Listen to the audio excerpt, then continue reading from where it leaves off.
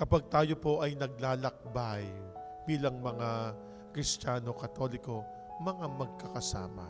Kapag merong humihiwalay na isa, gagawa at gagawa ang Diyos kung paano ito manunumbalik sa samahan. Sa mga natitipon sa simbahan, kapag merong lumilihis na isa, sisikapin ng ating Panginoon Diyos na ito'y muling manumbalik din sa natitipon ng simbahan. Ayaw ng Diyos na merong nagkakamali, nagkakasala. Dahil sa plano ng ating Panginoong Diyos, ang lahat ng nilikha ay nais niyang makasama itong lahat. Tayo naman po, kinakailangan natin ang tayo ay tumanggap sa biyaya ng ating Panginoon Diyos. Ano yung tumanggap ng biyaya sa ating Panginoon Diyos? Ang tayo ay magbalik loob sa Kanya.